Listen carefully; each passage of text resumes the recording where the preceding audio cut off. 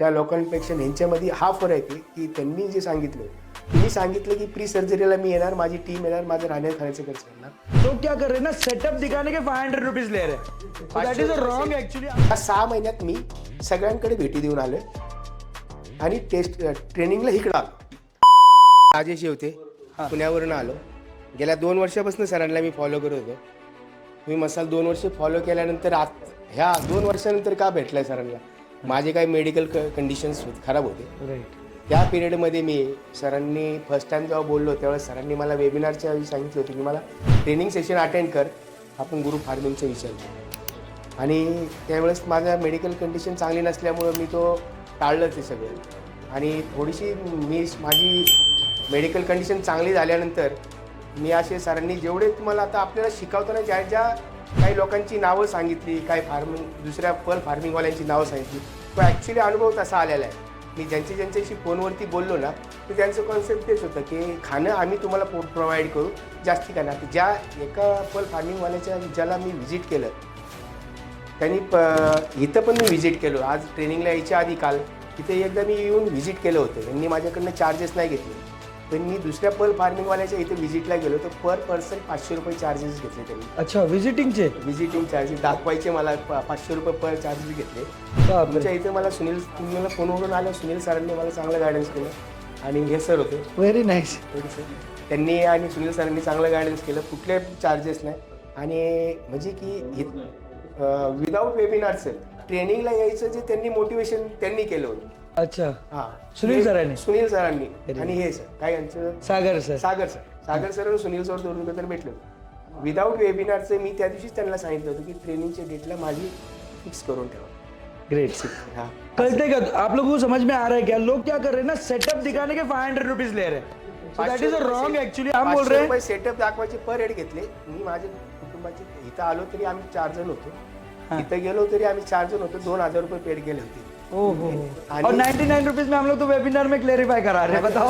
आणि दुसरी मोठी गोष्ट तुम्हाला सांगतो, हे 169 होतं आणि ते 269 किलोमीटर गेलं होतं. बाप रे. ट्रॅव्हलिंग चार्जेस बघा, हे 169 आलो पुण्यातनं आणि ते 269 किलोमीटर गेलो होतो मी. तेवढा ट्रॅव्हल करून गेल्यानंतर पण मला 500 रुपये पर हेड भरावं लागले होते. असं जे त्यांनी सांगितलं ते काय म्हणजे त्यांच्या हे मोठेपणाने त्यांना हे नाही केलं, टार्गेट नाही केलं.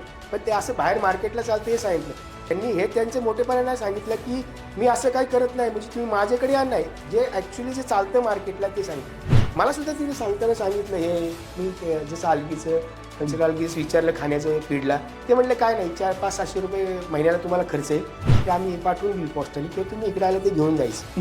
पण यांनी जसं सांगितलं की बनवायचं तुमचं तुम्ही करायचं, तसं त्यांनी नव्हतं सांगितलं की आम्ही तुम्हाला प्रोव्हाइड करू सांगितलं. हे प्रत्येक गोष्टीला मार्केट चाललं आणि त्यांनी पॉट सिस्टीममध्ये मला माहिती दिली होती. आणि ते आर्टिफिशियल सगळं म्हणजे शिवाजी महाराज बनवला, 786 बनवला, शंकर बनवला, ओम बनवला हे. आणि जसं हे कुठल्या तरी सरांनी सांगितलं होतं 100-150 रुपये कॉस्टिंग, मला पण तीच सांगितली होती की तुमचं सेल 100-150 रुपयाला सेल. Right right right. आणि तुम्ही जे सांगितलं दुसऱ्या फार्मिंग त्या लोकांपेक्षा ह्यांच्यामध्ये हा फरक आहे की त्यांनी जे सांगितलं, तुम्ही सांगितलं की प्री सर्जरीला मी येणार, माझी टीम येणार, माझं राहण्या खाण्याचा खर्च करणार, तुमचा सेटअप बनवण्यापासून तुम्ही आम्हाला मदत करणार. ते नाही म्हणलं आम्ही तुम्हाला फक्त सांगणार असं बनवा, तुमच्या इथले लोक हे करून घ्यायचं, आम्ही तुम्हाला येऊन दाखवणार, बाकी thank you so much for great. सगळ्यांना ते सांगाल की हा आपण ट्रेनिंग सेशन अटेंड केल्यानंतर आपापल्या सोयीनुसार चालू करा. पण दुसऱ्याचं ऐकून म्हणजे डायव्हर्ट होऊ नका, कुठं दुसऱ्याकडे डायव्हर्ट होऊ नका. तुम्ही फसवले जाणार ते 100%, 101%. मी 4 फार्मिंगवाल्यांना व्हिजिट केलेले, आउट ऑफ स्टेट जाऊन व्हिजिट करून आलेलो आहे. पण मी कुणाकडे ट्रेनिंग सेशन अटेंड नाही केलं, कारण फर्स्ट टाईम मी जेव्हा बोललो होतो ते सरांशी बोललो होतो. आणि ह्या वर्षभरात म्हणजे 6 महिने मला रेस्ट पिरियड होतं, बेड रेस्ट होती 6 महिन्याच्या नंतर.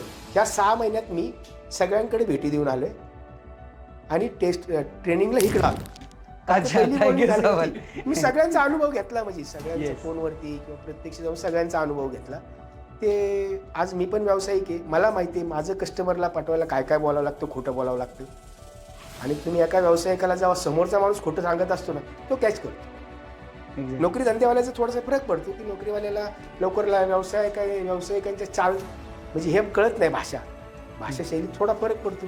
व्यवसाय नोकरी तो आपल्या चाकोरीमध्ये ह्या स्टेट असतो, मला 9 ते 5 ड्युटी करायची, मला साहेबांनी सांगितलं तेवढं टार्गेट. व्यवसायाचं कसं असतं, प्रत्येक सेकंदाला नवीन कस्टमर ऍड करायचा असतो. चौकात उभा राहून आता सरांचं दुकान असेल माहित नाही त्या पुढच्या दुसऱ्या मिनिटाला कसलं गिरायक येईल, पण त्याला पण माल विकायची ही त्यांची टॅक्टिक. हा असा सगळा मार्केट इश्यू. आणि इथं आपण जे 2 दिवस बघितलं शिकलो, हा इथं काहीच नव्हतं. तुम्हाला करायचं ते करा, मी तुम्हाला एवढं देणार आहे, ते सरांचे टार्गेट पूर्ण मी समोर होतं सगळ्यांच्या समोर. मी तुम्हाला 10,000 रुपये घेतले, त्याच्यामध्ये मी तुम्हाला एवढं देणार आहे, मी तुम्हाला कुठल्या गोष्टीला फोर्स करणार. त्यामुळे सर्वांना हे सांगेल मी, सर्वांनी जॉईंट व्हावं, आपापल्या परीने आपापल्या ऐपतीनुसार आपापल्या इच्छाशक्तीने चालू करावं. Thank you thank you so much.